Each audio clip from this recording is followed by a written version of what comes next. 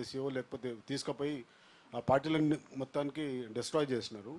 So ఈ మధ్యన కూడా బీఆర్ఎస్ పార్టీ ఎమ్మెల్యేలు కొంతమంది మిమ్మల్ని కలుస్తున్నారు. సో మీరు కూడా అదే పాత్రలో పోతారా, లేకపోతే మీ వ్యవస్థలను మళ్ళీ మంచిగా చేసే ఆ ప్రయత్నం ఏమైనా చేస్తారా?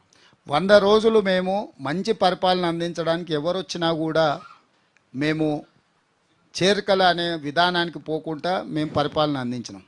కానీ ప్రతిరోజు బీఆర్ఎస్ వాళ్ళు బీజేపీ వాళ్ళు మీ ప్రభుత్వాన్ని పడగొడతామని చెప్పి వాళ్ళు కుట్రలు చేస్తున్నారు. కుట్రల్ని తిప్పికొట్టాలంటే మేము కొన్ని కఠినమైన నిర్ణయాలు తీసుకోవాల్సిన పరిస్థితి వచ్చింది. ప్రజలెన్నుకున్న ప్రభుత్వాన్ని పారదర్శకంగా పనిచేయడాన్ని అవకాశం ఇవ్వకుండా కేసీఆర్ నుంచి మొదలు పెడితే కడియం శ్రీహరి గారు లాంటి వాళ్ళు కూడా ఈ ప్రభుత్వం 3 నెలలే ఉండదని, డాక్టర్ లక్ష్మణ్ గారు కూడా ఈ ప్రభుత్వము ఎన్నికలు అయిపోయిన ఎంబడే మా ఆపరేషన్ మొదలు పెడతామని, ఇది దేనికి సంకేతము? ఈ 100 రోజుల్లో ఎక్కడైనా ఏదైనా ఫిరాయింపులకు కానీ లేకపోతే రాజకీయంగా వేరే రకమైన ప్రయత్నం మేము ఎక్కడైనా చేసినామా? ఈరోజు వాళ్ళిద్దరూ ఒకే లైన్లో మాట్లాడుతున్నారు ఈ ప్రభుత్వాన్ని పడగొడతామని. అంటే వాళ్ళు పడగొడితే చూసుకుంటూ కూర్చుంటామా? ఇప్పుడు కుక్క కాటుకు చెప్పు దెబ్బ అని పెద్దలు చెప్పిండ్రు, కొట్టకుట్టు ఊరుకుంటామా? కొడతాం కదా. నేను ముందే చెప్పినా కదా, సరే మీరు తారీఖు పెట్టుర్రి చెప్తా కదా అని. అందుకే ఈరోజు మొదలు పెట్టిన, మీరు ఇంకా చూసినట్లేరు.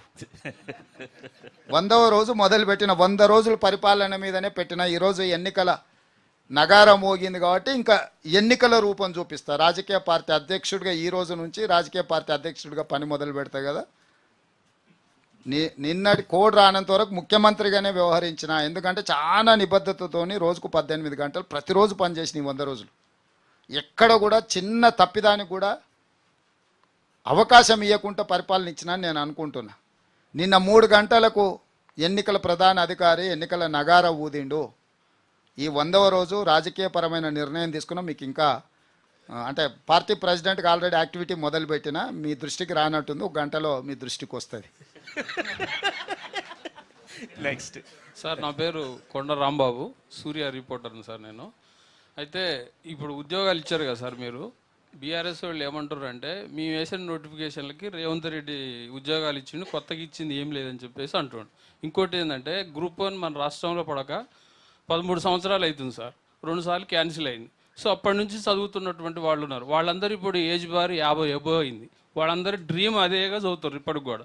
వాళ్ళు ఏమంటారు అంటే 46 కాదు, ఈ ఒక్క నోటిఫికేషన్కి 51 ఇస్తే మేము తెచ్చినాం కాబట్టి నిరుద్యోగులు పోరాడి కాంగ్రెస్ ప్రభుత్వాన్ని అధికారంలో తెచ్చినాం, ఈ ఒక్క సహాయం చేస్తే నెక్స్ట్ టైం మళ్ళీ యాజ్ యూజువల్ పెట్టుకోవచ్చు అని అంటారు. దాని మీద మీరు 10 ఏళ్ళ నుంచి వాళ్ళు మేము అన్నీ చేసినాం కానీ నియామకాలు చేపట్టలేదు అని చెప్పడం అంటే భావదారిద్ర్యం ఎట్లుందో అర్థం చేసుకోండి.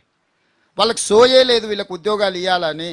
ఓడిపోయిన వినోద్ రావుకి ఎట్లా ఉద్యోగం ఇవ్వాలి, బండకేసి కొట్టిన కవితమ్మని ఎట్లా కుర్చీలో కూర్చోబెట్టాలి, మంత్రి పదవి ఇవ్వకపోతే హరీష్ రావు గారు 6 నెలలనే అన్నీ అయిపోయినట్టు డీలా పడిపోయి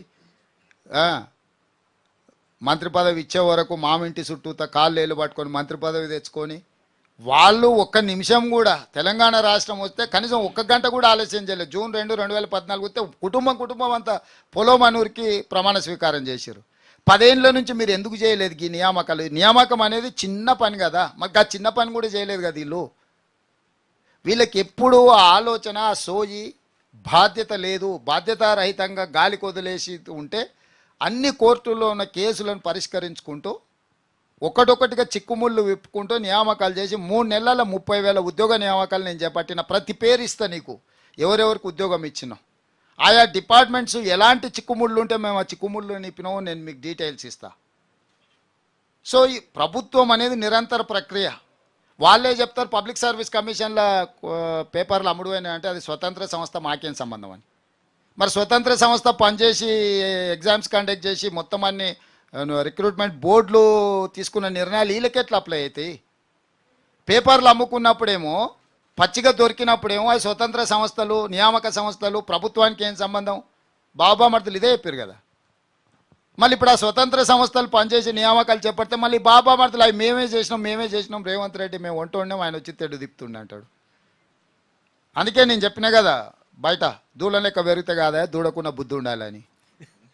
నెక్స్ట్ గ్రూప్ 1లో 44 నుంచి 46 ఏళ్ళకి చేసినాము. అన్ని సంప్రదించి అన్ని రకమైన ఆలోచనలు తీసుకొని పరిగణలోకి తీసుకొని గతంలో లాస్ట్ నోటిఫికేషన్ ఇచ్చినప్పుడు 44 ఏళ్లతో ఇచ్చిన దాన్ని ఈ 2 ఏళ్ళు వీళ్ళకి వేస్ట్ అవుతుందని 46 ఏళ్ళకి ఇచ్చి ఖాళీ పోస్టులను కూడా అందులో కలిపి గ్రూప్ 1 నోటిఫికేషన్ ఇచ్చినాము. సో ప్రభుత్వ పరంగా నిర్ణయం తీసుకున్నాం, నోటిఫికేషన్ ఇచ్చినాం, ఆల్రెడీ అప్లికేషన్స్ లాస్ట్ డేట్ కూడా అయిపోయింది. కాబట్టి ఇంకా ప్రిపేర్ అయ్యి ఎగ్జామ్స్ రాసుకునే దాని మీద ధ్యాస పెట్టాల్సిందిగా నిరుద్యోగ యువకులకు సూచన చేస్తున్నా. Next. Sir Kondal టెన్టీవీ sir. Etela Rajender ఇప్పుడు ఒక కామెంట్ చేసిండ్రు.